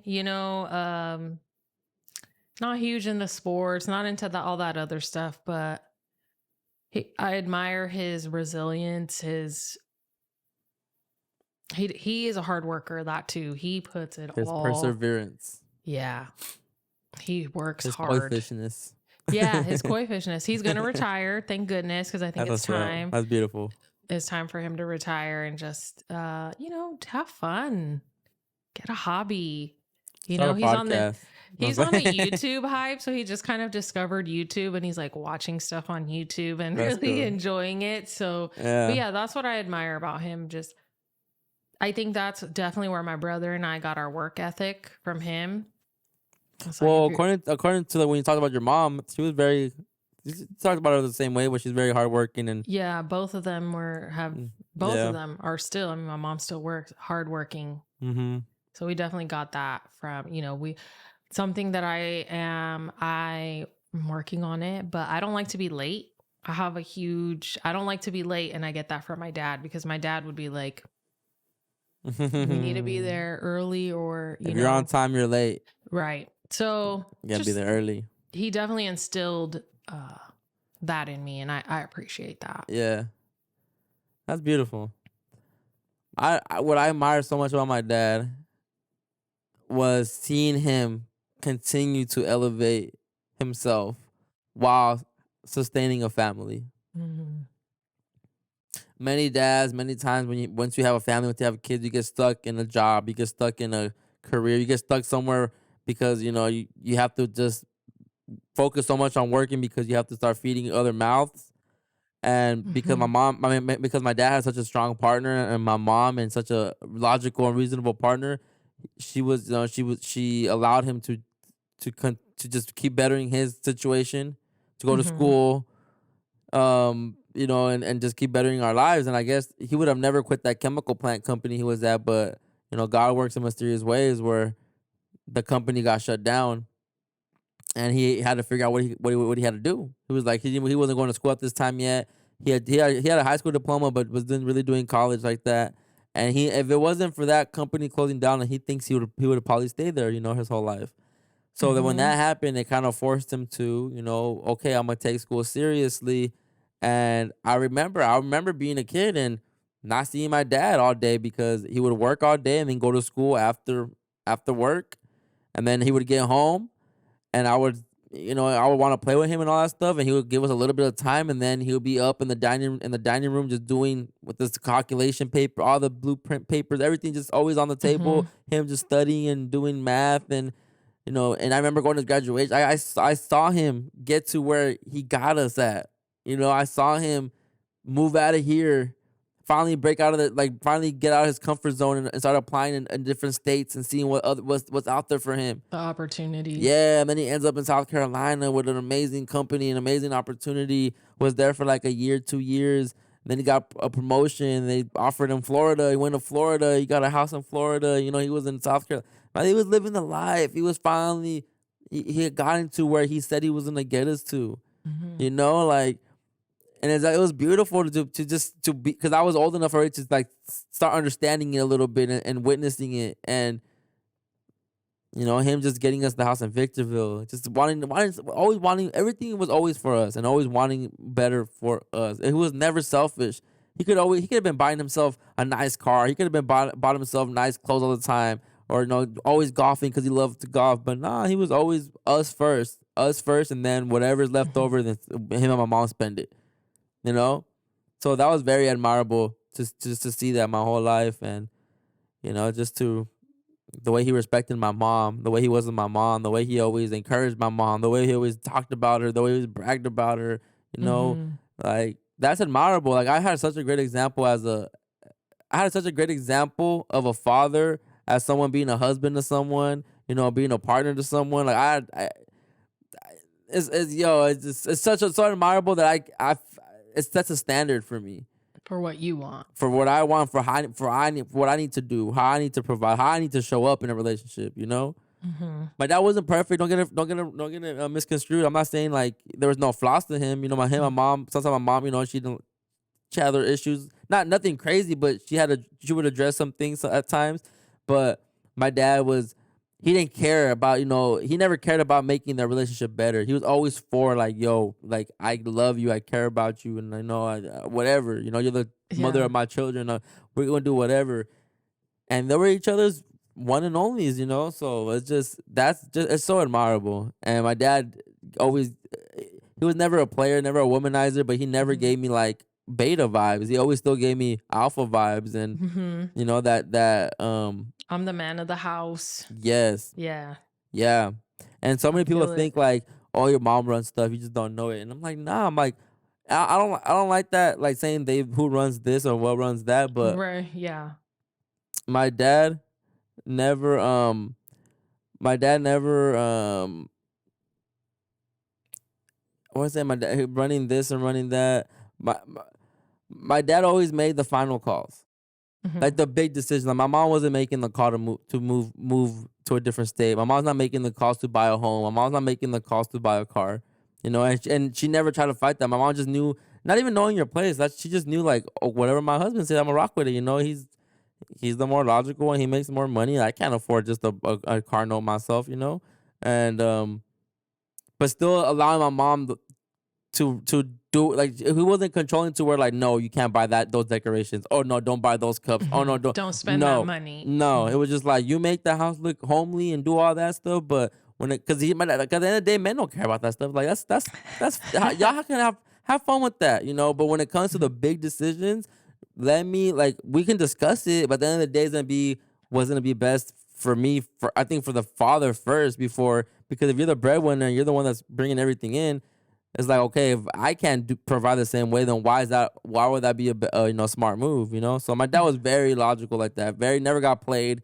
You know, was every time I needed a car or something, or some type of loan, I'd take my dad, because my dad really knew like they're gonna eat you up if you go in there with no knowledge of nothing. So I really just admired the example I had. My dad was my idol. You know, my dad was my idol. So, and he was present, and he was there. Present here all the time. There, showed up, you know. Never wondered where was dad at. Yeah, early when he was going to school a little bit, you know, where's dad? Where's he at? Yeah, but that makes sense. But I don't he wasn't I don't out. understand it fully. I'm young, you know. It's not like he was out in the streets wilding out or anything. Exactly. My mom's never had to worry about him coming home late. Never gave her those type of headaches. Never gave her those headaches of, oh, he might be cheating on me, you know. Never. So it's just a great example. Yeah. Admirable for sure. Did your father bring you any sort of trauma in your whole life? I would say so. He was a perfectionist, and he also had a temper when I was young. He's mellowed out with his age, but when I was younger, he was like 0 to 1,000. Wow. And sometimes he would come home angry, and I could tell. And now it makes sense now, because now, as you know, as an adult, I realize how sensitive I was as a child with feeling people's emotions. I could sense, like, my dad would open that door and I'd be like, oh, he's mad. You know, like, oh, he's mad. He wanted things a certain way, very meticulous individual. If he was already in a bad mood, it's like, it's going to be a bad mood for the rest of the time. He might cool off. He might not. So we had to deal with that. That kind of goes into the next question, which basically is, so that means, was your dad strict? And I'm assuming he was very strict. Okay. He was very strict. He was very strict. Like, he didn't want me to dye my hair. He didn't want me to paint my nails until I was like older, but I ended up, no makeup. He didn't want me wearing makeup. He didn't want me to like pluck my eyebrows. He didn't want any of that. Everything was, you can do it, but you have to take your brother. So, which was fine, because my brother and I are super close. So, but like, I couldn't go to prom. I didn't go to senior ball. Wow. I was not allowed. He was like, you could take your brother. And I was like, Wow. But outside of that, I mean, we got away with a lot of stuff, Renee and I, but he was strict with me, but he was also just strict in general. He was, you know, expectations, perfect grades. I mean, all of that. In your household, was it more so of when you would ask your mom something, was it more so of the go ask your dad, see what he says? Anda preguntarle a tu papá, and be like, but your dad would never say, I don't know, go ask your mom, or he would? No, it would be my mom. I would go to my mom like, "Hey, can we Yeah. anda pregúntale a The tu last thing you know, papá?" he And I'd ran. be He, like, he ran that household for sure. and I'm just like, "Dang it!" Yeah, yeah, And then yeah. you try to word it a certain way, like, Yeah, So I talked to mom, yeah, but she just wanted me to run it by you, like try to make it seem like, yeah. you kind of got the green light, but then sometimes you'd Yeah. be like, no. I'd be like, oh, And if your all mom would have said yes to something and your dad would still say no, it's a no. right. I think so. It's funny because you just triggered a memory. So when I was little, like I have all my cousins are older than me on my dad's side of the family, and they were watching that movie, The Fugitive. And I was gonna spend the night at my aunt's house, and they were like, "Oh, we're gonna watch The Fugitive. It's rated R. Can Nicole watch it?" And my mom's like, "No." And my dad's like, "Yeah, sure, that's fine." And I got to watch it. And I was like, I felt so cool. I was so young, but I was like, "Oh, this is cool." But no, we always ran everything by dad. Even Go ahead. TMI, like even when, into womanhood and all the changes because his medical background, he was the one that would talk to me like, okay, so now your body's changing. And I'm like, this is so awkward. But Would my you have- dad was so scientific with it, like, okay, and this is what your body is doing, like, and just Would you have preferred your mom have that conversation with you? yeah, just so just to get that Bonding. It's kind of like bonding, right? rapport. But my dad was always the one that just broke it down for us. Yeah, Like, hey, I think it's so amazing when like about daughter and mother relationship, like when they're just very close and like not to get explicit, but like that type of closeness where it's like you don't mind changing in front of your mom type thing, you don't mind your mom seeing you type thing because yeah. like it's just your mom, It's your mom. Yeah. In my mother's words, I gave birth to you. It's not like, Yeah. Yeah. I mean, you can't really argue that, right? It's true. I used to wipe your butt. You can't tell me nothing. Like, Exactly. You're right. My dad, any trauma. My dad only caused me one type of trauma, and that's gonna be the one time he hit me and he scared me, and that trauma was okay. I'm never gonna get you mad. So you only got hit once? Only got hit by him. My mom was like a coscorona. She would give the coscoron. It's like a little like it was nothing crazy. So but it's more funny when mom does it. But dad We used to hit get me. whooped. Dad hit me once. Well, he kicked me hard one time, and the way he did it so slick, like I didn't even see it coming, and I went flying in the air. And I remember I looked at him, and he just looked at me like, "Yeah, like keep doing that." And that's all he needed. That's all I needed. I was like, "Okay, yeah, I'm not playing with you no more." I was probably like 6, 7. I was teasing my brother, and he just got mad, and ever since then, I never triggered him. So I never really got him mad, but I never did anything crazy to where he needed to come in my room and whip me with a belt, We got whipped with a belt. Really? What'd you do? That had to be crazy. No, see, that's what everyone says, what'd you do? Sometimes it's just like parents who whip their kids. Sometimes it's like, oh, you didn't do this right, or I told you this, and you're a kid, and you're like, what do you want me to do? Te dije que sacaras la carne. Yeah, Sacaste la carne del refrigerador. something random like that. And then you just hear the bell, and you're like, oh. yo. Nah, my dad didn't have a belt. You know what's crazy? Speaking of belts, chancla. the belt that I have till this day, that all the chancla for sure. Just throw the chancla, whatever, from across the room. Speaking of belts, I've had the belt that I wear till this day, that I wear every day if I have pants on, is my dad's old belt. Oh, nice. That stopped fitting him like it was a while ago, years ago. He gave it to me probably like a cool 7, 8 years ago, right? But I've had it for that long, and not 7, 8. Yeah, about I got him around like 21, 20, and cause he got a new one. It's a Levi's belt, leather belt, obviously leather. You know it's real leather because we've had it for a long time. But I it just triggered a thought because I didn't forgot that it was my dad's belt. So I'm always that's why I feel like he's walking with me. Yeah, you have something of him on you. He's holding my waist up. So he's holding me up. Sheesh. Wow. Oh man. Let me get spiritual on you guys real quick. Go ahead, please. por la señal de la Santa Cruz de nuestro enemigo. Yo, hold on. Let's heat up this real quick. Do you remember your prayer still? That's a good one. Yes. You remember the Our Father? I know it in Spanish. Say But I know it. Padre nuestro que estás en el cielo, santificado sea tu nombre. Venga a nosotros tu reino. Hágase, Señor, tu voluntad, así en la tierra como en el cielo. Danos hoy nuestro pan de cada día. Perdona nuestras ofensas, así como nosotros perdonamos a los que nos ofenden. No nos dejes caer en tentación. Líbranos de todo mal. Amén. That's not bad. Our Father who art in heaven, hallowed be thy name. Thy kingdom come, thy will be done on earth as it is in heaven. I skipped the whole paragraph. Hold on. Our Father who art in heaven, hallowed be thy name. Thy kingdom come, thy will be done on earth as it is in heaven.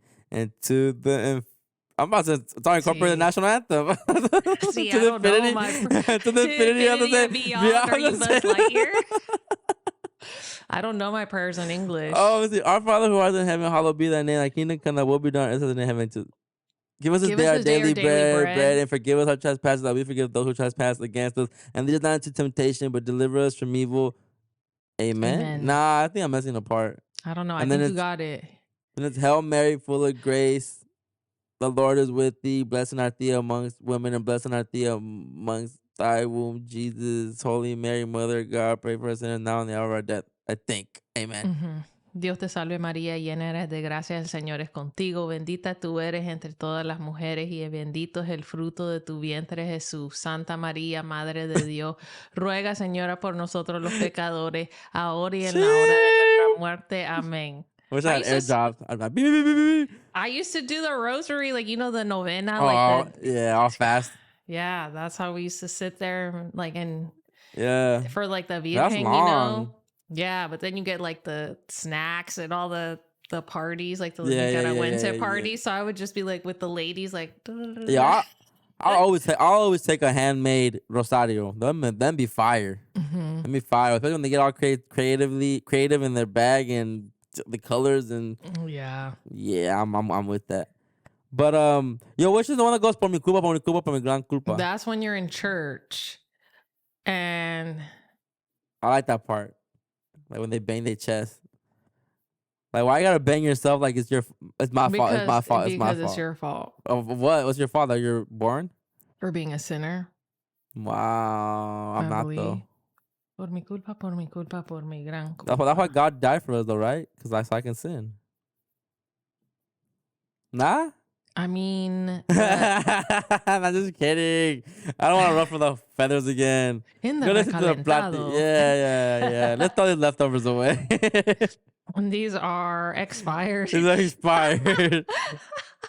Oh man. Okay. Almost time to get out of here. Okay, let me see. Oh, that's a good one. We'll kind of end with this. Before we get into the Palabra del Dia, does your dad have a relationship with his dad? And if he doesn't or does you think that affects the way he was with you? 100%. My dad didn't have a relationship with his dad. At So, all. not that I'm aware of. no. Yeah. So, I think that sometimes, They're learning.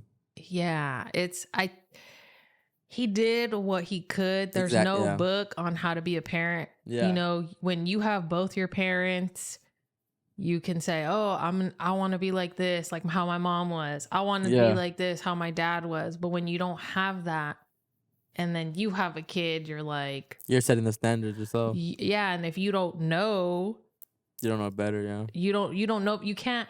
I used to get mad at him, like, "Oh, my dad, he's just so," and I'd be so mad, like, he's so strict or this. But I'm like, if he didn't have that, maybe he's just trying to be the best possible dad in my best interest, in my brother's best interest. So when you look at it like that, with that perspective, was he a good dad? Based off him not having an example, was he a good dad? Yeah, he definitely was there for, when I needed him. There were times in my life, like when I was in a relationship or when I was older, you know, and I like went through a breakup and I would call him like crying, like, and I would talk to him about it. And he'd be like, well, it's so funny because he would always tell me, I worry about you. I worry that you're going to just be alone. And I'm like, but that's not a bad thing, Dad. It's like, you know, but he always says like, I'm so proud of you. I'm so, you know, because he always instilled in me, when you get older, you better know how to clean. You better know how to cook, be a good wife. And when you're younger, you're just like, you know what? But I will say that he instilled that in me. And I feel like I'm a good girlfriend, partner, you Well, know. that's on the way a man's gonna keep a woman, really. The you know, the sex and the good, then the good, you know, the good down there is only gonna last so long. So long. And that's like, women doing that provides value to men, and men, they like that. And when you start cooking for men, when you start being like domesticated with men, they're always gonna come back to you, because, you know, good sex is just good sex. But after that, if you have someone that you can chop it up with, that can laugh at you, that can cook for you, like, you're gonna want to spend. Clean. Yeah, you're gonna keep. keep coming back, and eventually those become the candidates. Those become the ones you start looking at, like, okay, I can wife this one, I can settle down with this one, you know. So that's actually my mom trying to instill that in my sister, you know. Like, sorry, Chris, so, but she's trying to instill that in her. You know, she just got married. She's trying to just instill more of like, you know, you gotta just be more alert and, you know, do more things, because, you know, Yeah, it's nasty to say, but not that the man will get fed up, but problems start arising that way when. you know, it's like, I look at the example my mom set. It's like, you know, she would make dinner. Dinner would be hot. Plate would be served. That's what I try to do. You know, Yeah. I'm packing that lunch, or I make sure that there's enough food for a lunch. I go to the grocery store. So Yeah. things like that, that my dad, just little seeds that he planted, that I appreciate it, because it makes me the woman that I am today. Facts. My dad didn't have a relationship with his father as well. Was never in his life. So my dad grew up just fatherless as well. All three of his brothers, there's three of them. None of them had their dads in their lives, and my grandma was always just a single mom. And yeah, That's how my dad's mom was too. Yeah, based off him not having an example growing up of a father figure, he did an amazing job. And he did the best to his ability, right? So my mom she's just different, and she's a mom, so she is more nurturing. She talks to us more.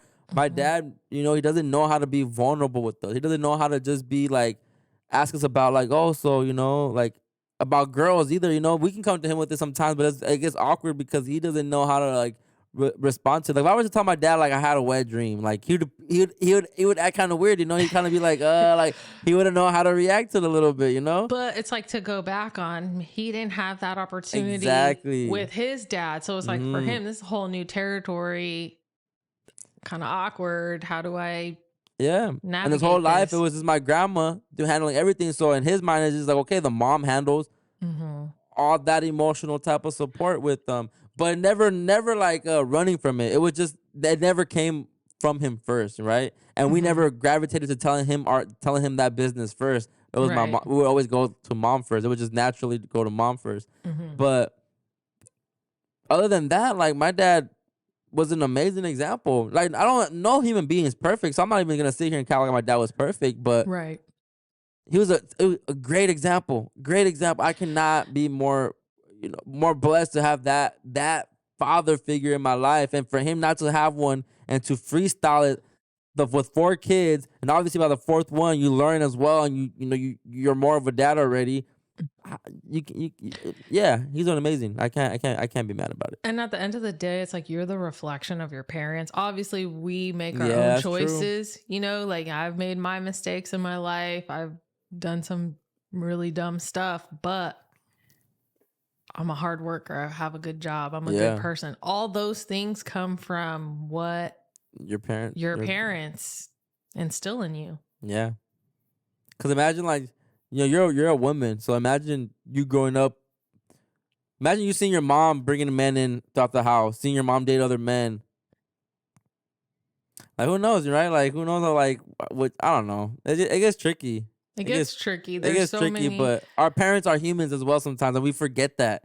We forget that they're not Yes. just parents. Like, we look at them like superheroes, but they're simple human beings as well. I just had some kids.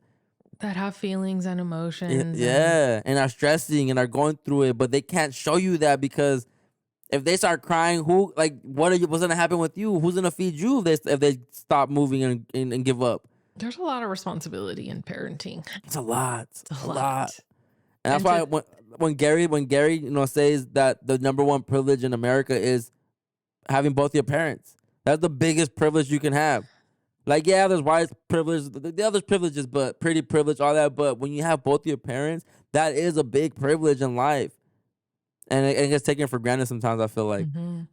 And no mom can ever take place of a dad. I don't care. Like, yes, you can show up. And and shout out to those moms that show up even more. That have to take on that role. Have to take the role on. And are willing to take that role on because there's no way that your kids is gonna,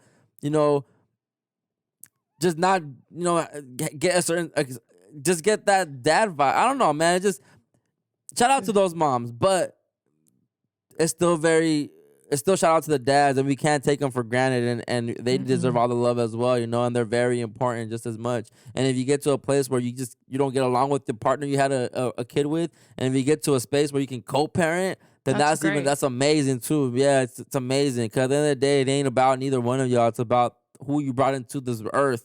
Your consequence basically of your actions. Yeah, and to think that both of our parents had kids and we're at this age, and we don't have kids, but they had kids at such a young age. It's like, at my age, my dad had both me and my brother, 2 kids at 20 by 28. Like, I picture myself right now, like, man, if I had 2 kids working what I work, and back then minimum wage was way less, so he was making way less than my dad was at 28. My dad was making way less than what I'm making at 28, way less. And I still sit back and I think there's no way I can have support a family right now. There's no way. There's no way. And I'm not. Maybe there is a way, right? But it's not gonna be the lifestyle that I want to give them, and that doesn't sit right with me. When there's a will, there's a way. That's what they say. Yeah. When you become a parent, you make it work. So shout out to them. Man, shout out to the dads, man, for real. Shout out to the ones that care. Oh, okay. Before we get out of here, I totally forgot to find out Palabra the other day, so I'm glad it worked out the way it did. Yes. I thought we had one. I don't know why. I just figured we had one. We'll refer back to machista. So earlier we mentioned if we asked Nicole if her dad was a machista, we kind of, we gave an example a little bit, a scenario, and I asked you if that was a form of being a machista. And I would say yes. And the reason I said yes is because machista in English is male chauvinist. Yeah, chauvinist. Yeah. Chauvinist. Wow. Okay, chauvinist. Chauvinist. Okay, so this means a machista means a strong or exaggerated sense of manliness. So based on what you said, the scenario, getting jealous because I don't want no one touching your girl, that is a form of, exaggerated sense of manliness. Like, this is my territory, this is my woman, no one looks, no one touches. And it says an assumptive attitude that virility, courage, strength, and entitlement to dominate are attributes. Or wait, hold on. Wait, what? What does being a machista mean? An assumptive attitude that virility, courage, strength, and entitlement to dominate are attributes or concomitants of masculinity. A strong or exaggerated sense of power or the right to dominate. Interesting. So in context, how would you use this?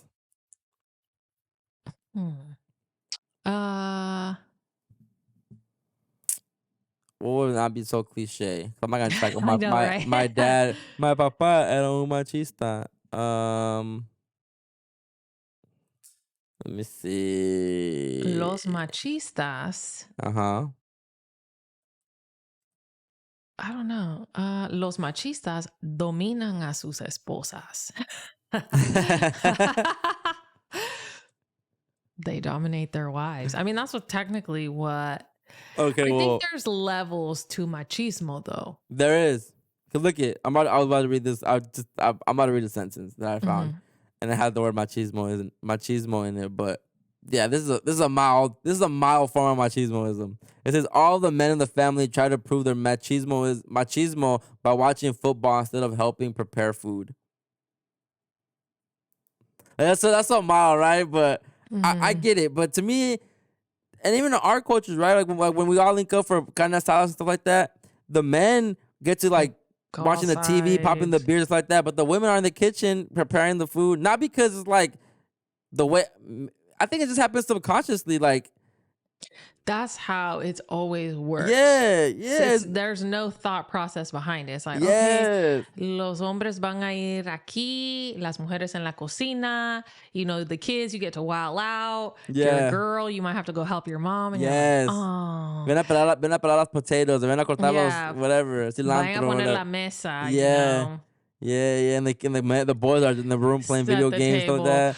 Go call your brother because it's time to eat. And you're like, and the dads are in the garage watching the soccer game or the football game. Yeah, something. They're always just chit-chatting, kicking it, right? But I think that's a small form of machismoism, but yeah, I mean, it's the ideal societal role that men are expected to play. Like there's, I always think of machista as like macho man, you know? I seen this meme the other day that said, when your tia watches your boyfriend start serving himself, and she gets all like mad, like no way you let him serve himself. And see, that is machismoism. Like if you expect your girl to serve you all the time, but what's so bad about just serving yourself too? Like I think sometimes our culture, they reinforce the machismoism like the women do by doing things like that, like getting mad that you're serving yourself, that a woman should be serving you. So I will say this, my mom, she always, Benny, she'll call my dad and she'll be like, Benny, ya te serví. Like I already served you, come eat. Then she serves my brother. And sometimes my brother will try to be like, she'll be like, get out of here, get out of the kitchen, I'm going to serve you. My abuelita always served my grandpa. To the point where my grandpa has an expectation. My abuelo has an expectation. He just sits down at the table, like waiting for his plate, you know, like he's never going to go serve himself. But I think more like now in the modern times, I'm not sure. I will say this for myself. You know, when I was single and if I had I would I would cook for my friends. If they were guys, I would serve their plate for them. Yeah. You know, my man, he's like, I can serve myself. And that's always kind of like this weird internal battle for me. But then I'm just like, yeah. Because women I think it's a natural instinct. You guys like doing that. That's part of nurturing, right? I like to be like, oh, let me serve you. Oh, like my brother, for example, when he came back, when he did his tours overseas and he came back, I would cook and I would serve him. And I felt good about doing that for my brother. So maybe it is something that's, you know, the has to be something like cultural instinct because white folks ain't doing that. White women is not doing that. No sé, I don't know. I don't. The way the media portrays them, I'm saying no. So you don't have any firsthand knowledge of this? You're right, I don't. So I'm assuming. I'm assuming. An assumption. But like, what is a white wife gonna cook you? Chicken. Definitely TikTok steak, recipes. It's definitely gonna be a TikTok recipe. Mashed potatoes, gravy. Yo, you see that Atlanta? You watch Atlanta? Nah? Oh man. This is episode where first episode or something where you watch Atlanta? Yeah. The episode where the kid gets adopted by a family and the couple tells them like, oh, like he asks them, oh, what are we having for dinner? Like, oh, fried chicken. And it's raw chicken basically, like it's a raw chicken and peas. But she called it fried chicken. Oh my goodness. But she was a white woman. So I can see that type of them getting in that bag. I don't know what they cook bomb besides burgers and hot dogs and. Well, maybe some of our listeners who want to share Come on, that. like we have carne asada, we have tortillas, frijoles, arroz, beans. They do like give me a second. Like the beef ribs and the That's true. Tri-tip and all that. tri-tip, the That's ham. the smoked. Yeah, they be smoking everything, huh? Yeah. that's right. That's right. You're right. I'm just, But perspective. yeah, man. Shout out to all the machismos out there. The machistas. Los Just kidding. machistas. Shout out machismo. Long live machismo. Oh my I'm just playing. gosh. I'm just kidding, guys. I'm just kidding. But man, what a great Platica today. Yes. Tired and all, but you Yeah, never not inspired to not pod. Like I'm always gonna want to pod. Always gonna want to Always pod. gonna pod. Take a quick little power nap. That's why we were a little bit back behind today on starting up because It's I fine. fell asleep real quick. Self-care is important. Yes, it is, but a little bit longer and I would have been all groggy, not in the mood, So. We don't want a grumpy Chris. And then we had no technical difficulties this episode. That's an Hallelujah. amazing. Thank Shout you. out to the pod gods. Thank for real. you. Okay, let's get a song to get out of here too. Let me see. What haven't I played yet? Because I shouldn't have played what I played earlier, but whatever. I'm masking my emotions. It's okay. This You're in a safe space to cry. is a safe sala, safe comedor. Aquí en la sala. I want to thank everybody that's been sharing our episodes, that's been replying to us, that's been commenting on the reels, on you. the posts, that's been sharing it. Because us we need out. all the support and help we can get. Yes. And right now, we're just so focused on the pod. We're so focused on building this up that I don't even promote as much as I need to be promoting as well. But we've just been throwing so much work behind the scenes. And if you're Yes. sharing it, if you're liking it, like, thank you. Like, That you don't means have to so do any of that. much, Yeah, Right. you don't. Make sure to give us a 5-star rating. Leave us a rating. Yes. Comment on YouTube. Subscribe Yes. to the YouTube channel. Yes. All of those things help us, and it's free to you. It's $3.99. All of the information and love that we give you just for a simple exchange. For a simple exchange, yeah. Yes. Sí, señor. Sí, señor. I love that. Okay, well, muchas gracias a todos. Gracias. I appreciate everyone listening. Means the world to us. And just bear with us, stay with us, and you'll see the elevation of this show. It's going to get better and better. Yeah. Joe recorded with us for the OB the other day, and he was just like, it's a whole different vibe today. I'm like, I'm Yes. telling you, Tuesdays are a whole different vibe. It's way more fun and lit, and just I exaggerate things. I'm joking extra hard, and here's more. Let's get our real feelings out. Some real plática. And these topics really just resurface a lot of feelings and memories and conversations. So that's why I'm really enjoying it, because I'm just like reliving a lot of moments and like childhood memories and how we came up. And Siento, man. I love it. I love it too. I love it. And I love everyone listening and sharing. For real. Yes, we do. We love you so much.